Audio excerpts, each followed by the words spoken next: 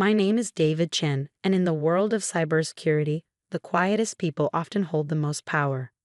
When my father-in-law, Richard Wellington, CEO of Wellington Financial Group, dismissed me as just another code monkey, he had no idea he was insulting the person who would soon save, or destroy, his entire empire.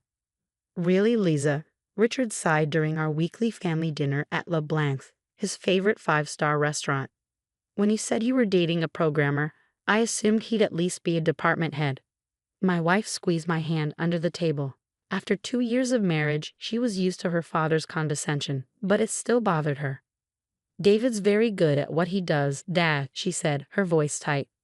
Richard barely glanced up from his Wagyu steak. I'm sure he is, dear. Though at his age, I was already running my first hedge fund. I focused on my laptop screen, continuing to type lines of code that would have made Richard choke on his $300 wine if he'd understood what they meant. But he didn't understand. That was the problem with old money finance types. They only saw value in things they could immediately measure. What Richard didn't know was that for the past 3 years, I've been developing something revolutionary, an AI-driven security system that could predict and prevent financial cyber attacks before they happened. Not just standard threats, my system could detect the sophisticated attacks that had been plaguing financial institutions lately, the ones that had already cost several banks billions, including, though he didn't know it yet, Wellington Financial. At least put that laptop away, Richard snapped. This is a family dinner, not your little coding club. I closed the laptop, but not before sending the final diagnostic report to my private server. Tomorrow would be interesting. The story really began 3 years ago, when I first started dating Lisa. She was from old money, raised in Manhattan's upper echelons. I was a scholarship kid who'd worked my way through MIT. On paper, we shouldn't have worked. But Lisa saw past appearances. It was one of the things I loved about her. Her father, however, was a different story. A programmer, he'd said when we first met. How quaint. What he didn't know was that I wasn't just any programmer. At MIT, I developed one of the first AI systems capable of predicting market manipulation patterns. The NSA and CIA had both tried to recruit me, but I had bigger plans. I'd seen how vulnerable the financial system was. Major banks were using security systems that were basically antiques, protected only by their complexity and obscurity. It was like safeguarding the world's wealth with a lock that only worked because few people knew how to pick it. I wanted to change that. The first warning signs at Wellington Financial appeared 6 months ago. Small discrepancies in international transfers, tiny delays in trading algorithms, things most people would miss. But I wasn't most people. There's something wrong with your company's security, I tried telling Richard at a family brunch. The patterns I'm seeing. Please, he cut me off with a wave of his hand. We have top-tier security. Our systems are impenetrable. Lisa gave me a sympathetic look. She knew what I really did, knew I wasn't just the simple programmer her father assumed I was. But we'd agreed to keep things quiet until the right moment. That moment was approaching faster than anyone realized. 2 months ago, I detected the first serious breach attempt at Wellington Financial. Someone was testing their defenses, probing for weaknesses. The company's security team missed it completely. I spent nights tracking the attacks, mapping their patterns, using them to refine my own system.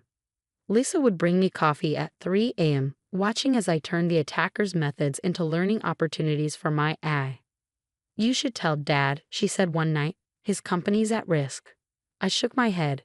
He wouldn't believe me. Not yet. Last week, everything accelerated. The probing attacks became more frequent, more sophisticated. Wellington's stock price started showing microscopic fluctuations, invisible to most, but clear signals to someone who knew what to look for. I called an old friend at the SEC, sharing my concerns anonymously. They launched a quiet investigation. Then yesterday, I received an email from Thomas John, head of security at Global Investment Partners, Wellington's biggest rival. He'd heard rumors about my system, wanted to meet. Your father-in-law's company is about to be hit, he told me over coffee. Hard. Our intelligence suggests a coordinated attack, possibly state-sponsored. They'll breach the trading systems, manipulate transactions, cause chaos. Wellington Financial won't survive. Unless, he smiled, unless they have better protection. we're prepared to offer $50 million for exclusive rights to your security system. I thought about Richard's sneers, his dismissals, his constant belittling of my little coding projects. I'll think about it, I said. That night, during the family dinner, watching Richard mock my career choices while his company stood on the brink of disaster, I made my decision. I excused myself early, citing work deadlines. Richard made some comment about junior programmers and their time management. If he only knew what those extra hours were really for. Back in my home office, I made 3 calls. First, to my lawyers, confirming everything was in place. Second, to my team, brilliant programmers I'd recruited secretly over the past year, each one as underestimated as I had been. Third, to Lisa. It's starting, I told her. Are you sure you're okay with this? Dad needs to learn some humility, she said firmly. Do it. I began the final preparations, knowing that tomorrow morning, Richard Wellington would learn exactly what kind of programmer he had in his family, and exactly what that was worth. The attack began at 9:17 a.m., just as Wellington Financial's trading day started. I sat in my home office, multiple monitors displaying real-time data feeds, watching the sophisticated cyber assault unfold exactly as I predicted. The attackers were good, better than good. They slipped through Wellington's defenses like ghosts through walls. At 9:22 a.m., my phone rang. Lisa. Dad's having an emergency board meeting, she said. The trading systems are going haywire. They can't stop it. I pulled up the Wellington Financial stock price.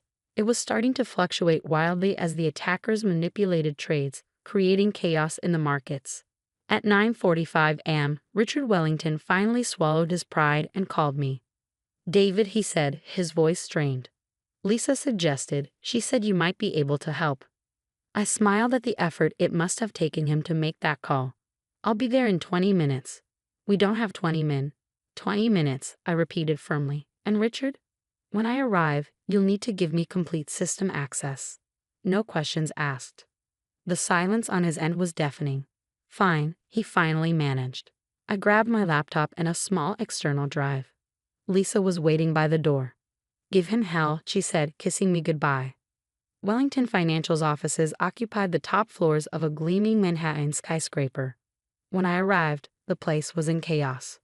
Traders were shouting into phones, tech staff ran between workstations, and the board members looked like they were witnessing a slow-motion car crash. Richard met me at the elevator, his usual imperious manner cracking under stress. The attacks are accelerating, he said, leading me to the main security room. We've lost control of half our trading systems. The SEC is calling. Our stock is in freefall. The security team looked up as I entered, 6 highly paid experts, all helpless against this attack. Their screens showed the devastation in real time. Systematic breaches of every security layer they'd built. I sat down at an empty workstation and plugged in my external drive. What are you doing? The head of security demanded. You can't just. He has full authorization. Richard cut in, the words clearly painful to say. I began typing, my fingers flying across the keyboard. First, a diagnostic scan using protocols I'd spent years developing. Within minutes, I had a complete picture of the attack. They're not just stealing, I announced. They're destroying. Corrupting core databases, inserting false transactions, undermining the entire system's integrity. Can you stop it? Richard asked. I turned to face him. Yes. But first, we need to talk about terms. His face reddened. Terms? The company is under attack. Exactly, I said calmly. And you need to understand exactly what you're buying before I save it.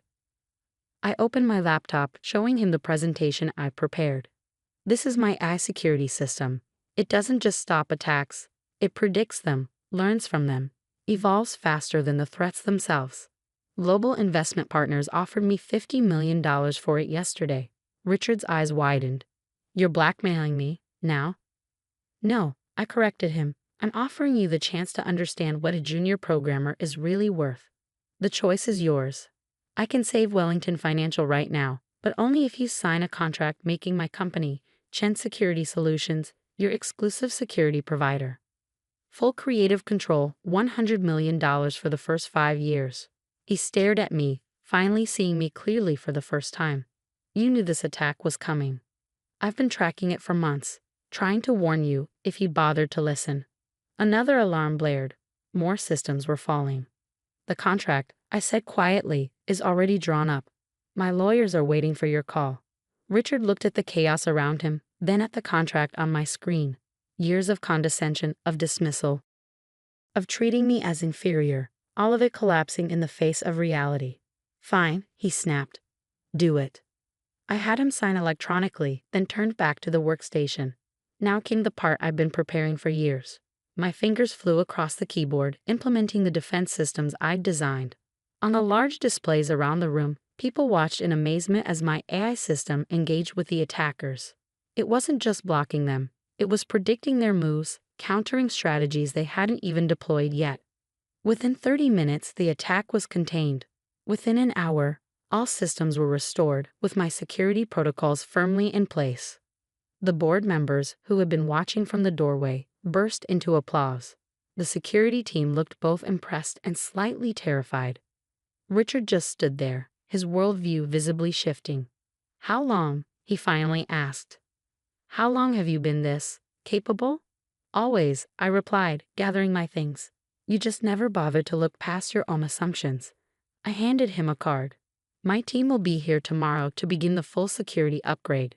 Try to be more welcoming to them than you were to me. Some of them are just programmers too." The next few weeks transformed Wellington Financial. My security system became the talk of Wall Street. Other banks, seeing how we'd repelled an attack that would have devastated most firms, began calling. Richard's attitude underwent its own transformation. The sneers disappeared, replaced by something approaching respect. At family dinners, he actually began asking my opinion on technical matters. Lisa found it all highly entertaining. "You should see how he brags about you to his friends now," she told me one evening. My son-in-law, the tech genius, as if he'd known all along. Today, Chen Security Solutions protects over 40 major financial institutions. Our AI system has evolved beyond even my original vision, learning and adapting to new threats daily. The junior programmer now runs a billion-dollar company. Richard still hosts those weekly family dinners at LeBlanc's. But now, when I bring my laptop, he doesn't complain. Sometimes, he even asks to see what I'm working on. I keep the original contract framed in my office, the one he signed in desperate need, finally recognizing the value of what he'd dismissed for so long. Next to it hangs a note Lisa gave me the day after I saved the company. "Sometimes the quietest people have the loudest impact." She was right. In the end, I didn't need to shout my worth from the rooftops. I just needed to wait for the right moment to demonstrate it. Success, like good code, doesn't need to be flashy to be powerful. Richard learned that lesson the hard way. Now, whenever he meets someone new, he's a little slower to judge, a little quicker to look beneath the surface. As for me, I still code late into the night, still work on new ways to protect the financial systems that run our world. But now, when I attend those family dinners, I do it as an equal, not because I proved Richard wrong, but because I proved myself right. Sometimes the best revenge isn't about getting even. It's about rising above, creating something valuable, and letting success speak for itself. The satisfaction isn't in watching others fail. It's in succeeding so completely that they have no choice but to acknowledge what they once dismissed. In the end, the code doesn't care about your background, your family connections, or your social status. It only cares about whether it works. And sometimes, that's the greatest equalizer of all. Last week, I overheard Richard talking to a friend at LeBlanc. "Never judge someone by their title," he was saying. "You never know, that quiet programmer in the corner might just be the most powerful person in the room." I smiled and kept coding. After all, there are always new threats to predict, new systems to protect, new challenges to overcome. And somewhere out there, another underestimated programmer is writing code that might just change the world. They say love conquers all, but nobody tells you about the casualties left in its wake.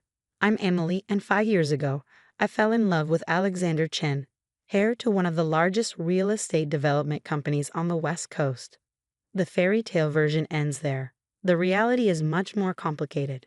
I met Alex at Seattle Children's Hospital, where I worked as a pediatric nurse. He was there visiting his cousin's child, and I was doing my rounds. There was nothing dramatic about our first meeting, just a simple question about where to find the cafeteria. But something clicked. Maybe it was how he made the scared children laugh with his terrible dad jokes, or how he remembered every patient's name on the oncology floor after just one visit. "You're different from the other nurses," he said during our third encounter. "You don't just treat the illness, you treat the spirit." I laughed it off, but inside, my heart was doing somersaults.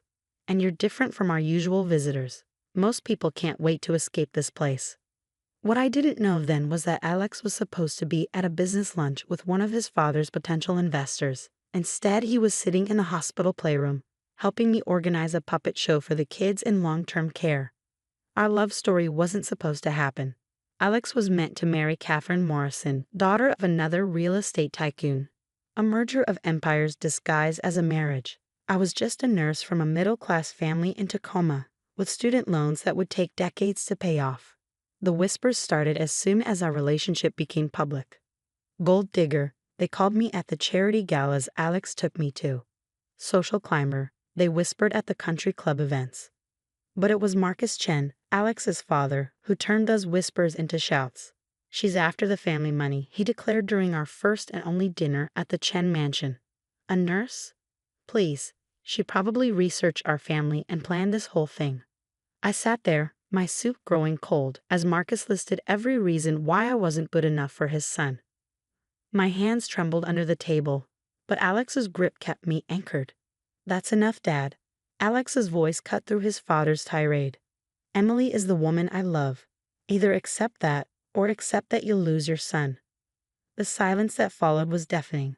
Grace Chen, Alex's mother, dabbed at her eyes with an embroidered napkin while Marcus's face turned an alarming shade of red. "If you choose her," Marcus said, each word dripping with venom, "you can forget about your inheritance, your position in the company, everything. I'll cut you off completely." Alex stood up, took my hand, and walked out of that mansion without looking back. That night, as we sat in my tiny apartment eating takeout Chinese food, he seemed more relieved than devastated. "I've been living someone else's life," he admitted, picking at his chow mein. "Maybe this is my chance to live my own." Alex started from scratch. He liquidated his personal investments before his father could freeze them and opened a small real estate consultancy. I kept working at the hospital, and together we built a life that was modest but ours. We got married in a simple ceremony at the courthouse, followed by a celebration in my parents' backyard. None of the Chens attended. 2 years into our marriage, we were blessed with twins, Lily and Lucas. The pregnancy was difficult, and I had to stop working to avoid complications. Alex's business was doing well, but medical bills strained our finances. Still, we managed. We were happy.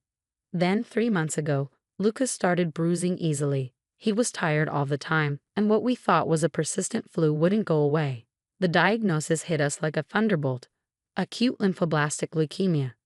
Our world narrowed to hospital rooms and medical terms: chemotherapy, bone marrow transplants, clinical trials. The costs were astronomical, even with insurance.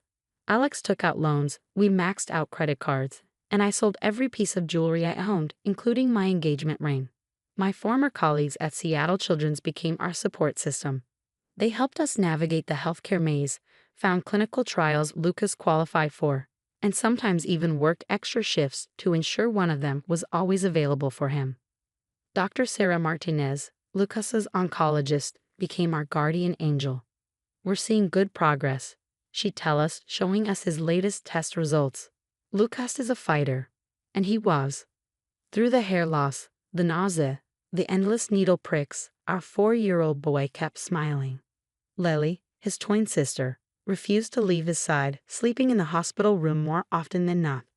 We were barely keeping our heads above water financially, but Alex never once suggested reaching out to his family. He worked longer hours, took on more clients, and somehow always managed to have a new toy for the kids when they had tough days at the hospital. Then, last Tuesday, everything changed. I was at the hospital with Lucas when a familiar figure appeared in the doorway. Grace Chen, my mother-in-law, looking every bit as elegant as the last time I'd seen her, but somehow smaller, more fragile. "Emily," she said, her voice breaking, "we need your help. Marcus, he's dying." I stared at Grace Chen, trying to process her words. Lucas had finally fallen asleep after his latest round of chemotherapy, his small body curled around his favorite stuffed dinosaur. The steady beeping of his heart monitor filled the silence between us. Dying. I repeated, my voice barely a whisper. Grace nodded, sinking into the visitor's chair. She looked older than I remembered, worry lines etching deep grooves around her eyes. End-stage renal disease. He needs a kidney transplant. The irony wasn't lost on me. Here I was spending my days in a children's oncology ward, watching my son fight for his life, while the man who called me a gold digger was facing his own mortality. We've all been tested, Grace continued, her perfectly manicured hands twisting in her lap. Alex's sister, me, our extended family, even Catherine Morrison volunteered. None of us are matches. She looked up at me, desperation clear in her eyes. The doctor suggested testing non-blood relatives. You're our last hope. I felt a laugh bubble up in my throat, but I swallowed it down. You haven't spoken to us in 5 years, I said, keeping my voice low to avoid waking Lucas. You didn't come to our wedding. You've never met your grandchildren. And now you want my kidney? I know we don't deserve your help, Grace admitted, and for the first time, I heard genuine regret in her voice. But Marcus is running out of time. The dialysis isn't enough anymore. Please just get tested. If you're not a match, we'll never bother you again. I looked at Lucas, his face peaceful in sleep despite the tubes and monitors surrounding him. How many times had I wished for a miracle cure for him? How many nights had I bargained with the universe, promising anything in exchange for his health? I'll think about it, I said finally. Grace left her card with a handwritten note on the back, Marcus's blood type and the contact information for his transplant team. I slipped it into my pocket, where it felt like it was burning a hole through the fabric. That night, after the night nurse had taken Lucas's vitals and Lily was asleep in the fold-out chair, I told Alex about his mother's visit. He listened silently, his face unreadable in the dim light of the hospital room. What are you thinking? I asked when he hadn't spoken for several minutes.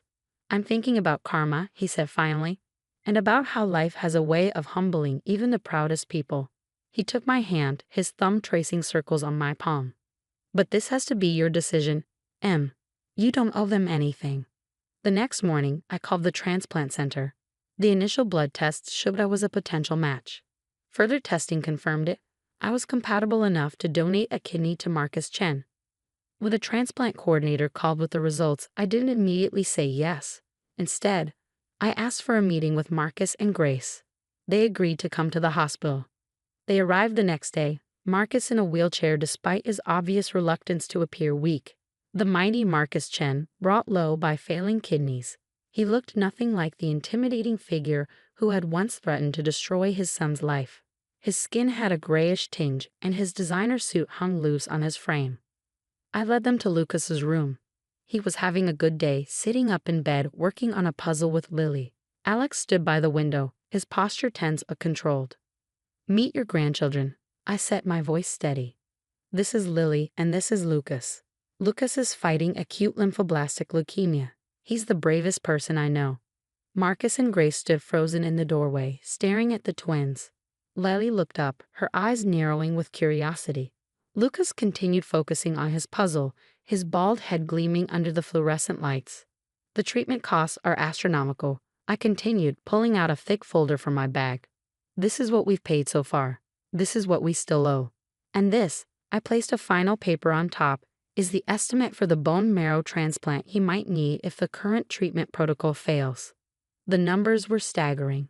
Even mortgaging our house and depleting our savings hadn't been enough. We had to start a GoFundMe campaign, swallowing our pride to ask strangers for help while Lucas's own grandparents lived in luxury. I'm a match for your kidney transplant, I said, watching their faces carefully. I'm willing to donate, but I have conditions. Marcus opened his mouth, probably to argue or negotiate, but Grace gripped his arm, silencing him. First, you will pay for Lucas's entire treatment, including any future medical needs related to his condition. Second, you will set up college funds for both twins. Third, I took a deep breath. You will apologize to Alex publicly and reinstate his position in the family and the company if he wants it. The room was silent except for the soft click of puzzle pieces as Lucas worked. Marcus looked from the medical bills to Lucas, then to Alex, who hadn't moved from his position by the window. Why? Marcus asked finally. "After everything I said about you, everything I did, why would you help me?" I walked over to Lucas, running my hand gently over his back. "Because I'm not who you thought I was. I'm not here for your money or your status. I'm here because I love your son and I love our children, and because I want them to learn that sometimes the strongest thing you can do is show mercy to someone who doesn't deserve it." Marcus Chen, the man who had never apologized for anything in his life, began to cry. Grace rushed to his side, but he waved her away, wheeling himself closer to Lucas's bed. "I've been a fool," he said, his voice rough with emotion. "A proud, stubborn fool. Alexander," he looked at his son, "I'm sorry. I was wrong about everything, especially about Emily. And I've missed so much." Lucas looked up from his puzzle, studying his grandfather with serious eyes. "Do you want to help me finish this?" he asked, holding out a puzzle piece. "It's dinosaurs." The mighty Marcus Chen wheeled himself to his grandson's bedside and took the offered piece with trembling hands. 2 months have passed since that day. The kidney transplant was successful, and Marcus is recovering well. More importantly, he's becoming the grandfather our children deserve. He visits Lucas daily, sometimes bringing new puzzles, other times just sitting quietly while Lucas sleeps. The medical bills vanished. A trust fund appeared for each of the twins. Alex was offered his place in the company again, but he declined. Instead, Marcus is investing in Alex's consultancy, allowing it to expand while remaining independent. Lucas's latest tests show the cancer is responding well to treatment. There are still tough days, still moments of fear and uncertainty, but we face them together now, all of us. Yesterday, I overheard Marcus telling Lucas a story about Alex as a little boy. They were working on another dinosaur puzzle, and Lucas was wearing a knit cap Grace had made him. Lily was curled up next to them, adding her own commentary to the story. Looking at them, I realized something profound. Sometimes the families we fight so hard to be accepted by are the ones who end up begging for our acceptance instead. And sometimes, the very things that break us apart are what ultimately bring us back together, stronger than before. We're not a perfect family. There are still awkward moments, still healing to be done. But we're learning, growing, and most importantly, we're together. And in the end, that's what truly matters. As I watch Marcus teach the twins to play chess in the hospital garden, I think about the strange turns life takes. 5 years ago, he called me a gold digger and threw us out of his life. Today, he carries my kidney and holds my children's hearts. They say love conquers all. Maybe they're right after all. It just doesn't always happen the way we expect it to. The crystal glasses clinked as Elizabeth Winters raised her hand for another toast at her immaculate Upper East Side dining room. "To my brilliant son Thomas," she announced, her voice carrying that particular tone of aristocratic certainty, "for finally making full partner at Goldman Sachs." I sat quietly in my wrinkled scrubs, having come straight from my night shift at Metropolitan Memorial Hospital. "My name is Grace Chen, and to my mother-in-law, I was nothing more than the night nurse who had somehow trapped her precious son into marriage. What she didn't know was that tomorrow morning I would become her boss." "Grace, dear," Elizabeth's voice dripped with false sweetness. "Couldn't you have at least changed before coming to a family dinner? Those scrubs are hardly appropriate for a Winters family gathering." I could feel Thomas tense beside me. "Mom, Grace came straight from saving lives in the ER. I think we can forgive her attire." "Saving lives?" Elizabeth laughed, sharing a knowing look with her country club friends around the table. "Please, Thomas." She hands out aspirin and changes bedpans. "Let's not exaggerate." If she only knew that while working those night shifts, I've been orchestrating the largest hospital acquisition in New York's history. My grandfather's healthcare company, which I'd inherited last year, had just completed a $2 billion takeover of the entire metropolitan hospital system, including the flagship hospital where Elizabeth reigned as chief of surgery. "Actually," I said softly, "I was assisting in an emergency thoracotomy tonight." The patient pulled through. Elizabeth waved her hand dismissively. "Anyone can assist. It takes real skill to lead a surgical department. Not that you'll ever know anything about that." I thought about the reports on my desk detailing Elizabeth's department's declining success rates, the complaints about her favoritism, the documentation of procedures billed but never performed. All evidence I gathered during my meaningless night shifts. "More wine, Grace?" Thomas's sister Amanda offered, trying to break the tension. She, at least, had always been kind to me. No, thank you, I declined politely. I have an early meeting tomorrow. Elizabeth couldn't resist. Oh, is there a bed-making seminar at the hospital? The table tittered with polite laughter. I caught Thomas's father, Richard, giving his wife a warning look. He'd always seemed uncomfortable with her treatment of me, though he never openly disagreed. Something like that, I replied, thinking of the board meeting scheduled for 9 a.m. where the new ownership would be announced.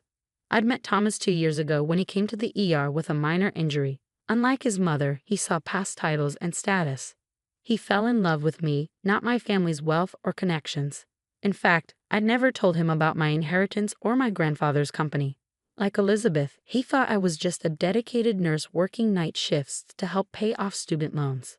I still don't understand, Elizabeth continued, warming to her favorite topic. Why you insist on working those horrible night shifts? Thomas makes more than enough to support you. Unless, her eyes narrowed, you're setting aside a little nest egg in case things don't work out. Mom. Thomas protested, but she wasn't finished. It's a valid concern, darling. The Winters family has certain standards, certain expectations, and frankly, a night nurse who can't even dress properly for dinner hardly meets them. I thought about my grandfather's last words to me. Watch how people treat those they think are beneath them. It reveals their true character. He'd built his healthcare empire from nothing, starting as a hospital janitor while putting himself through medical school. I just believe in earning my own way, I said quietly. Elizabeth snorted. Earning? Please. Do you know what Thomas's bonus was this year? More than you'll make in a decade of changing bedpans. I did know, actually. Just as I knew that Metropolitan Memorial's surgical department under Elizabeth's leadership had the highest mortality rate in the city, a fact carefully hidden from public records but obvious to anyone with access to the real data. Speaking of earning, Elizabeth turned to address the table at large. Did you know she refused to sign a prenup? Probably hoping to claim half of Thomas's fortune when. That's enough, Mom, Thomas cut in sharply.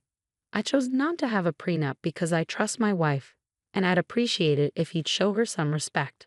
Elizabeth's face hardened. Respect? She's a night shift nurse who married way above her station. The only thing I respect is your father's and my judgment in knowing this marriage won't last. The room fell silent. Even Elizabeth's sycophants looked uncomfortable. I stood up slowly, my pager conveniently buzzing at that moment. I meet at the hospital, I said calmly. Thank you for dinner, Elizabeth. Running away again, she called after me. I suppose that's what happens when you know you don't belong. Thomas started to follow me, but I gestured for him to stay. Finish dinner with your family, I said softly. We'll talk later. As I drove back to the hospital, I thought about tomorrow's board meeting, about the changes that would sweep through Metropolitan Memorial once the acquisition was announced, about Elizabeth's face when she realized who really belonged in the healthcare world. My phone buzzed with a text from my lawyer. Everything's set for tomorrow. Board meets at 9 a.m. I smiled, thinking of my grandfather's wisdom about character and power. Elizabeth Winters was about to learn that true worth isn't measured by family names or social status. It's measured by how you treat people when you think you have all the power. And tomorrow, the balance of power was going to shift dramatically. The next morning, I arrived at Metropolitan Memorial wearing a tailored channel suit instead of scrubs. The security guard did a double take. He'd never seen the quiet night nurse dressed like this before. Morning, Joe, I greeted him as usual. How's Annie doing with her college applications? He beamed. Got accepted to nursing school, just like she wanted, though with these tuition costs. I smiled, thinking of the employee education fund I'd already planned as part of the hospital's transformation. Something tells me things are about to get easier. The boardroom was on the top floor with sweeping views of Manhattan. Elizabeth was already there, holding court among her allies, probably plotting which nurses to berate today. She barely glanced at me as I walked in. I believe you're in the wrong place, she said dismissively. The nurses' station is on the second floor. Actually, I replied, taking my seat at the head of the table, I'm exactly where I need to be. Before she could respond, my lawyer entered, followed by the hospital's current board members and several faces Elizabeth didn't recognize, executives from my grandfather's healthcare company. What's going on? Elizabeth demanded. Who are these people, and why is she sitting there? Board Chairman Stevens cleared his throat. If everyone could take their seats, we have some significant announcements today. First, my lawyer began. I'd like to introduce the new owner of Metropolitan Memorial Hospital System, Dr. Grace Chen, CEO of Chen Healthcare International. The room went silent. Elizabeth's face turned an interesting shade of pale. "This must be a joke," she stammered. "Not at all," I said calmly, opening my portfolio. Chen Healthcare has acquired the entire metropolitan system. As of 9 a.m. this morning, we own all 15 hospitals, including this flagship facility. But you're a nurse," Elizabeth sputtered. "I'm also a licensed physician with an MBA from Harvard and a PhD in healthcare administration." I corrected her. The night shift nursing work was part of my evaluation of hospital operations. My grandfather believed the best way to understand a healthcare system was from the ground up. I began distributing folders to the board members. Inside you'll find detailed reports on each department's performance over the past 2 years. You'll notice some concerning patterns in the surgical department. Elizabeth's hands shook as she opened her folder. There it all was, the documented evidence of her negligence, favoritism, and fraudulent billing practices. "This is absurd," she protested. "You can't just come in here and—" "Actually, I can, and I already have." I projected a graph onto the screen. "Under your leadership, the surgical department's mortality rate has increased by 40%. Patient complaints have tripled. Junior staff turnover is at an all-time high." "Those numbers are accurate," I cut in. "I've had 2 years to gather data, Elizabeth. 2 years of night shifts watching how this hospital really runs. 2 years of documenting every incident you covered up, every qualified candidate you passed over because they didn't come from the right social circle, every procedure you billed for but delegated to residents." The board members were flipping through their folders, faces growing increasingly grave. Elizabeth's allies were suddenly very interested in their phones. "Dr. Winters," Chairman Stevens said heavily, "these allegations are extremely serious." "They're more than allegations," I corrected. "The state medical board has already been notified, as has the insurance commission regarding the fraudulent billing." Elizabeth stood up so quickly her chair toppled backward. "You planned this? All those nights working as a nurse, pretending to be some worthless nobody, you were spying on us?" "No, Elizabeth. I was doing exactly what you said I did, changing bedpans, assisting in surgeries, caring for patients. I just happened to be paying attention while doing it." I turned to address the full board. Metropolitan Memorial was once the best hospital in New York. My grandfather started his career here as a janitor. He believed in building healthcare systems that served everyone, regardless of their social status or connections. The next hour was a blur of revelations and resignations. Elizabeth was suspended pending investigation. Several of her allies quickly followed. By noon, the hospital's leadership had been completely restructured. But this wasn't just about revenge. It was about transformation.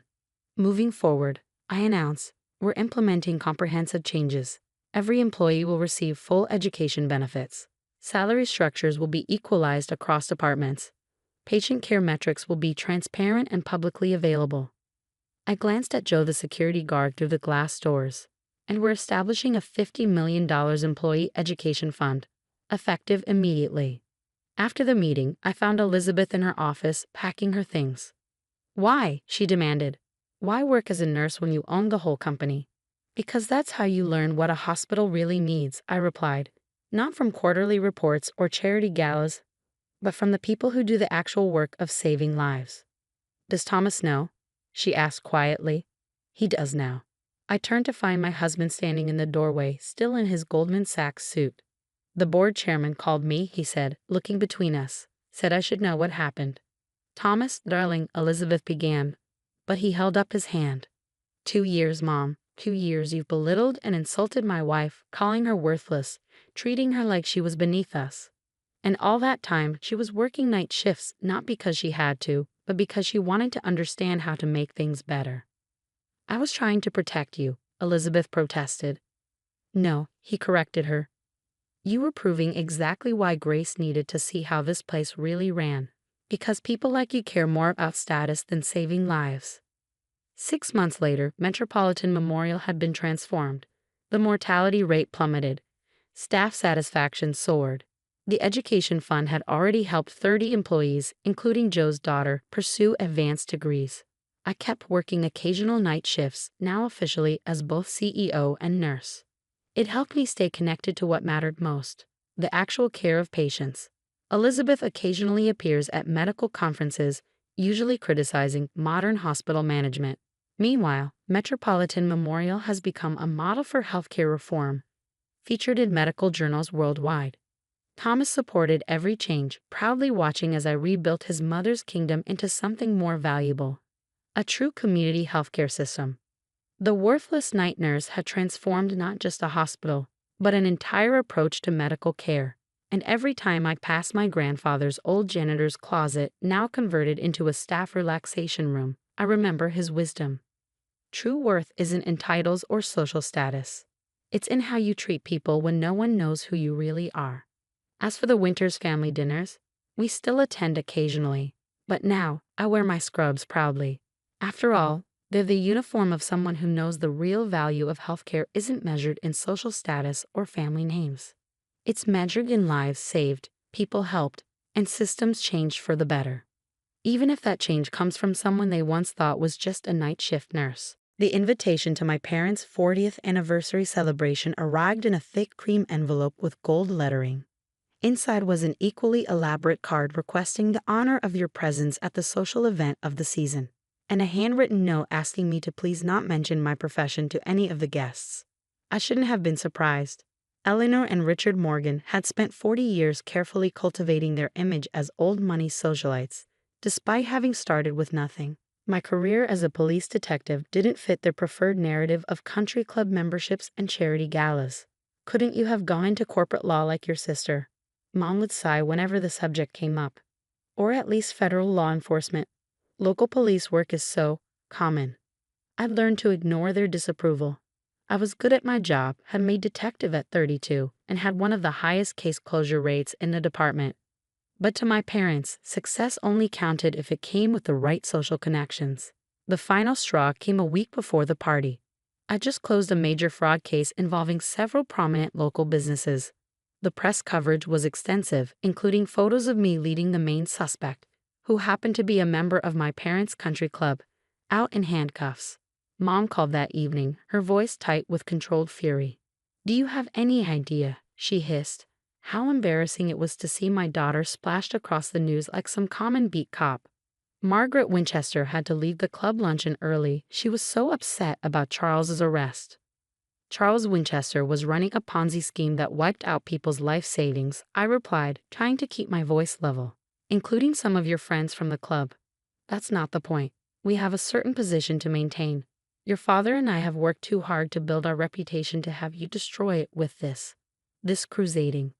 I heard Dad's voice in the background, then Mom's muffled response. When she came back on the line, her voice was ice cold. "Your father and I have discussed it. We think it's best if you don't attend the anniversary party. You're uninviting me from your anniversary celebration because I did my job." "We're protecting our family's reputation," she corrected. "The guest list includes some very influential people. We can't risk you embarrassing us with talk of criminal investigations and police work." "What should I tell people when they ask why I'm not there?" "We'll say you're away on business. It's better this way, Alexandra. You'll understand someday." But I didn't understand. Not really. My parents had started with nothing. Dad was a bank clerk, Mom a receptionist when they got married. Somehow, by the time I was in high school, we were living in a mansion and moving in a light social circles. They'd always attributed it to smart investments and hard work, but something about their sudden rise had never quite added up. Maybe it was my detective's instincts, or maybe just wounded pride, but after that phone call, I started digging. First into public records, property purchases, business registrations, tax assessments. Then deeper into financial transactions, investment patterns, banking records. The more I looked, the more questions I had. The timing of their wealth accumulation coincided with a series of bank failures in the late 90s. Dad had worked at each of these banks just before they collapsed, always moving to a new position shortly before the problems became public. I reached out to contacts in white-collar crime, pulling old case files, following money trails that had gone cold decades ago. What emerged was a pattern so careful, so calculated, that it had escaped notice at the time. But there was something else. Something recent. Large transfers to offshore accounts, property being liquidated quietly, assets being moved in ways that suggested preparation for a quick departure. They were planning to run. I was at my desk at the precinct, reviewing these transactions, when my partner Steve dropped a file in front of me. "You need to see this," he said quietly. "That offshore account you flagged, it just received another transfer. Big one. And I mean big." I opened the file and felt my blood run cold. The transfer had come from the charity foundation my parents ran, the one that handled donations for all their high society friends' pet causes. "They're not just running," I whispered. "They're stealing from their own charity. All those society friends they're so worried about embarrassing. They're about to wipe them out." Steve leaned against my desk. "The anniversary party's this weekend, right? Perfect cover. Get everyone together, play the gracious hosts one last time, then disappear with their money before anyone realizes what's happened." I stared at the invitation still sitting on my desk, its gold lettering catching the fluorescent light. All those years of caring about reputation, of building the perfect social image, it had all been groundwork for this final con. "What are you going to do?" Steve asked. I picked up my phone and dialed a familiar number. "Mom? About the party. I know you don't want me there, but I think you should reconsider. After all," I smiled grimly, "I have something very important to share with all your guests." My mother's response was exactly what I expected. Instant capitulation wrapped in a thin veneer of grace. "Of course you should come, darling," she said smoothly. "Your father and I were just being overprotective. You know how we worry about your dangerous job." I could practically hear her mind working, calculating risks, planning how to control the situation. That had always been my mother's specialty, manipulation disguised as maternal concern. "I'll be there," I promised. "And don't worry about my job embarrassing you. I have much more interesting things to discuss with your guests." The Morgan family estate was lit up like a fairyland the night of the party. Hundreds of twinkling lights draped the gardens, champagne fountains sparkled on elegant buffet tables, and a string quartet played softly in a corner of the grand ballroom. I arrived early, dressed in the kind of elegant black evening gown my mother had always wanted me to wear. My badge and gun were concealed but present, a reminder of who I really was, not who they wanted me to be. "Alexandra," Mom air kissed my cheeks, her designer dress rustling. "You look lovely, darling. Though perhaps some pearls would have been nice." "I brought something better than pearls," I replied, patting my clutch where my evidence files were hidden. "Something all your guests will find fascinating." Her smile flickered for just a moment. Behind her, I saw Dad tense in his perfectly tailored tuxedo. "Now isn't the time for shop talk, dear," he said firmly. "Don't worry," I smiled. "I'll wait for the perfect moment." The guests began arriving, the elite of local society, all dripping in jewels and designer labels. I recognized many faces from my investigation files. Potential victims of my parents' final con. Their combined wealth about to be siphoned away through that offshore account. Margaret Winchester was there, still recovering from her husband Charles's arrest in my Ponzi scheme case. The irony of her attending another financial fraud in the making wasn't lost on me. My sister Catherine arrived with her husband, both looking uncomfortable. She was the only one who'd gotten a hint of what was coming. I'd warned her to move her assets out of our parents' charity foundation the week before. She hadn't asked why, but she'd done it immediately. Maybe she had suspicions of her own. The evening progressed according to my parents' careful script. Dinner was served, toasts were made, stories of their 40-year romance shared. Mom and Dad played their parts perfectly, the devoted couple who'd built their fortune through hard work and determination. I waited until dessert, when the champagne had loosened tongues and lowered guards. Dad was just starting his speech about family legacy and the importance of reputation when I stood up, tapping my glass for attention. "I'd like to say something about legacy," I announced. "About the true story of how my parents built their fortune." "Alexandra," Mom's voice held a warning note. "Perhaps this isn't the time." "Actually, it's exactly the time," I continued. "Before any more money is transferred offshore. Before the charity foundation is completely drained. Before you and Dad disappear with everyone's donations." The room went silent. Dad's face had gone pale, while Mom's bore the frozen smile she always wore when losing control of a situation. "I don't know what you're talking about." Dad tried to laugh it off. "The champagne must be going to your head. I opened my clutch and began laying out documents on the table. These are records of systematic fraud going back 30 years. Each bank failure that enriched you. Each investment scheme that mysteriously collapsed after you pulled your money out. And now, I turn to face the shocked guests. The charity foundation that's being drained as we speak. She's clearly confused. Mom stood up, still trying to maintain control. Too much work stress. Poor dear. Always so invested in her little police cases. Speaking of cases, I continued, I should mention that my colleagues are currently executing search warrants on your offices and the foundation headquarters, and freezing certain offshore accounts. The sound of breaking glass made everyone jump. Dad had dropped his champagne flute, his hands shaking visibly now. You don't understand, he said hoarsely. Everything we did was for this family, to give you girls the life you deserved. By stealing from other families? I challenged. By building a reputation on lies. Just so you could pull off this final con? How many lives were you willing to destroy for your legacy? Margaret Winchester had stood up, her face ashen. The foundation, my husband's restitution payments to his victims were in that foundation. Other guests began realizing the implications, the room erupting in confused questions and accusations. Mom's perfect party was dissolving into chaos. You can still fix this, I told my parents quietly. Return the money, turn yourselves in. Show some real concern for legacy instead of reputation. For a moment, I saw something crack in my mother's perfect facade. We didn't know how to stop, she whispered. Each lie required another lie. Each scheme had to be bigger than the last. We couldn't let anyone see what we really were. Common? I suggested. Like your daughter, the detective. Dad had sunk into his chair, decades of pretense finally falling away. I always admired your honesty, he said softly. Even when we criticized your choices, you were the only one of us brave enough to be real. The arrests were quietly handled. I'd made sure the officers waiting outside were discreet. No perp walk, no media circus. One final consideration for the reputation my parents had spent 40 years building. In the end, most of the money was recovered. The charity foundation was reorganized under new leadership, with Catherine ironically taking a role in its rehabilitation. She's determined to do things legitimately to build a true legacy of helping others. Mom and Dad took a plea deal. Their cooperation in recovering the funds and identifying other participants in their decades of fraud earned them lighter sentences. They'll still be in prison for years, but they'll have time to reflect on what real success means. I still have the anniversary invitation, its gold lettering now tarnished like the false image it represented. Sometimes I look at it and think about legacy, not the kind built on fraud and reputation, but the kind built on truth and justice. Yesterday, I closed another white-collar crime case.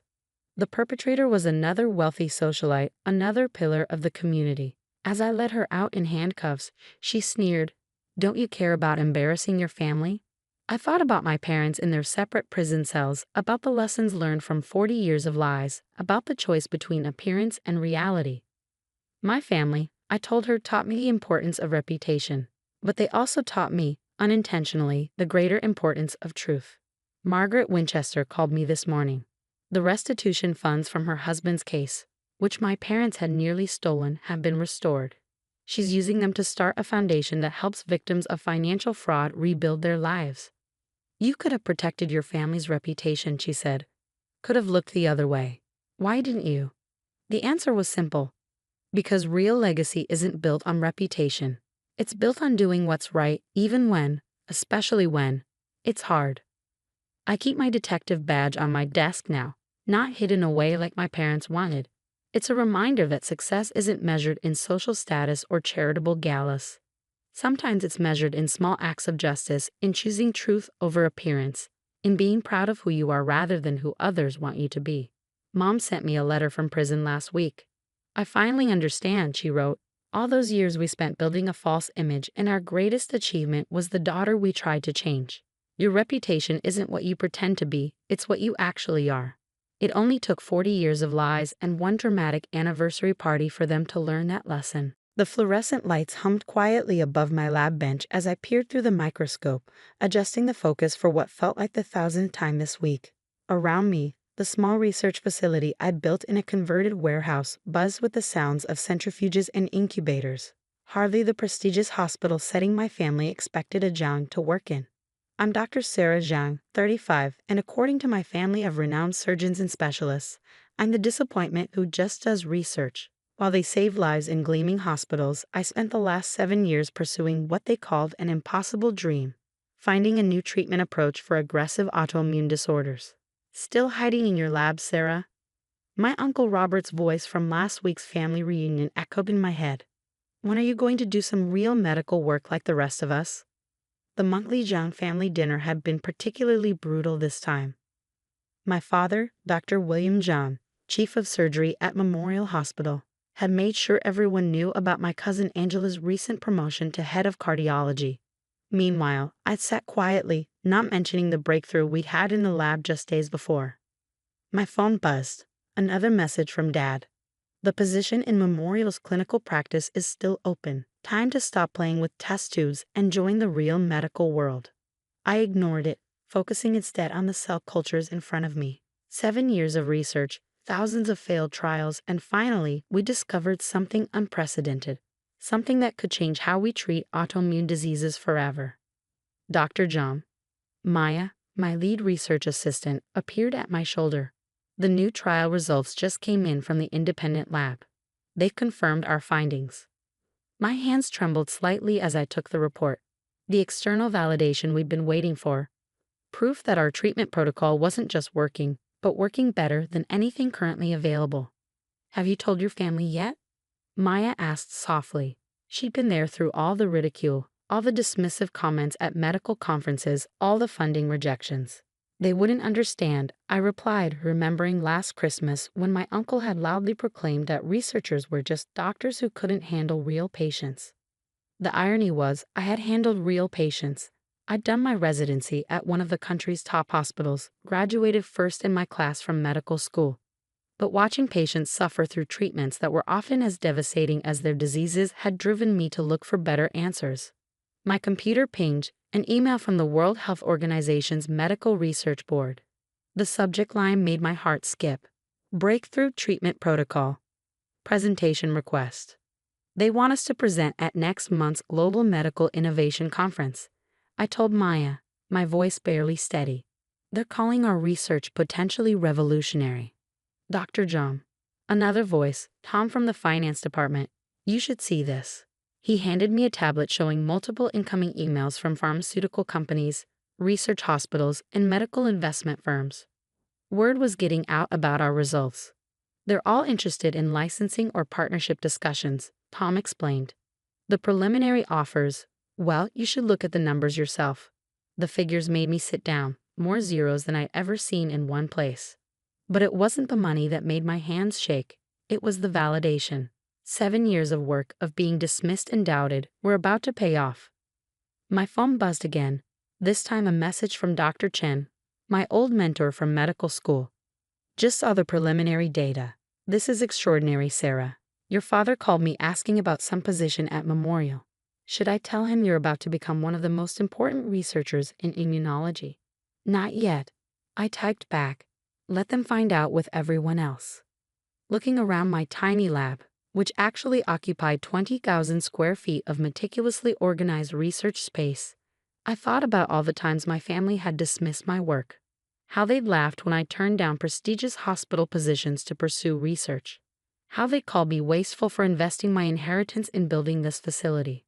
The door chimed, courier delivery, the formal invitation to speak at the Pew conference along with the conference schedule. My presentation was slated for the main hall, right after the keynote address. Dr. John, Maya called from the culture room, the Japanese research team is on the line. They're calling our protocol a paradigm shift in autoimmune treatment. Another email notification. The New England Journal of Medicine wanted to fast-track our paper for their next issue. 7 years of work was about to change the face of medicine.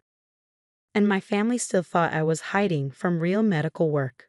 My phone buzzed one more time, the family group chat announcing another dinner next week, celebrating Angela's new department leadership role. The message read, everyone must attend. I smiled, thinking about the Pew conference happening the same week, about the pharmaceutical company offers sitting in my inbox, about the patients who would soon benefit from our breakthrough.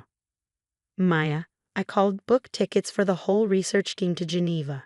It's time to show the world what playing with test tubes can really accomplish. As I returned to my microscope, I thought about my grandfather's words when I first told him I wanted to pursue research. Sometimes the biggest impact comes from the quietest work. Little did my family know, their failed researcher was about to revolutionize their entire field, and I was going to enjoy every minute of their realization.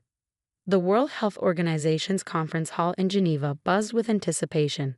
Thousands of the world's top medical professionals filled the auditorium, many watching the live stream screens in overflow rooms. My research team sat in the front row, Maya giving me a thumbs up as I adjusted my microphone. And now, the conference chair announced our special presentation on what's being called the most significant breakthrough in autoimmune treatment this decade. Please welcome Dr. Sarah Jean, presenting the Neural Immune Interface, a new paradigm in autoimmune disease treatment. In the middle of the audience, I spotted my cousin Angela, who'd flown in representing Memorial Hospital's cardiology department. Her expression shifted from confusion to shock as she recognized me on stage. She was already pulling out her phone, no doubt messaging the family group chat. 7 years ago, we started questioning the fundamental approach to autoimmune disease treatment. Instead of merely suppressing the immune system, what if we could retrain it? The next 45 minutes flew by as I presented our research, the breakthrough treatment protocol, the clinical trial results, the patient recovery rates that had initially seemed too good to be true. In conclusion, I said, showing the final slide, we're seeing an 87% complete remission rate in conditions previously considered irreversible. The treatment protocol has been independently verified by research teams in 4 countries, and we're beginning broader clinical trials next month. The applause was deafening. In the Q&A session that followed, leading medical researchers from around the world praised the innovation of our approach. The WHO's chief medical officer called it a revolution in autoimmune treatment. My phone was flooding with notifications. The family group chat had exploded. Dad, Sarah's presenting at WHO. Uncle Robert, turn on the medical conference livestream now. Angela, she's here. Her research, it's incredible. Aunt Marie, CNN is calling it a medical breakthrough. As I left the stage, I was swarmed by pharmaceutical executives, hospital directors, and research foundations. In the crowd, I spotted Angela trying to reach me. Sarah, she called out, her voice carrying a note of desperation. Why didn't you tell us? Would you have listened? I asked quietly, or would you have called it playing with test tubes again? Before she could respond, I was whisked away to a press conference. The next few hours were a blur of interviews, partnership discussions, and congratulations from the world's top medical professionals. That evening at the conference gala, my phone rang. Dad, the Memorial Hospital board just watched your presentation, he said, his voice uncharacteristically subdued. They're calling an emergency meeting to discuss establishing a research division. They want you to run it. I have my own lab, Dad. Sarah, please. We were wrong. What you've done, it's extraordinary. Yes, I agreed, watching pharmaceutical executives line up to discuss licensing deals with Maya. It is. And I did it without Memorial's help. The next morning, the magnitude of our breakthrough hit the mainstream media. Revolutionary autoimmune treatment could help millions, read the New York Times headline. My inbox filled with messages from patients desperate to join the clinical trials. A week later, I stood in my lab, my increasingly famous lab, looking at the offers that had poured in. Research grants, partnership proposals, speaking engagements. The small facility I'd built with my inheritance was about to become a major medical research center. The door chimed. My father stood there, looking older and humbler than I'd ever seen him. I came to apologize, he said, taking in the sophisticated equipment and busy researchers. We were so focused on traditional medicine, on what we thought success looked like, that you couldn't see there are many ways to save lives, I finished. He nodded, picking up a journal with our research on the cover. Your grandfather would have been proud. He always said the best doctors were the ones who thought beyond the obvious. Funny. I smiled. He told me something similar when I started this journey. Over the next few months, everything changed. The clinical trials expanded globally. Our treatment protocol became the new standard for autoimmune disorders. Patients who'd suffered for years found hope in our research. My family's attitude transformed too. Uncle Robert stopped talking about real medical work when a patient in his own practice went into complete remission using our protocol.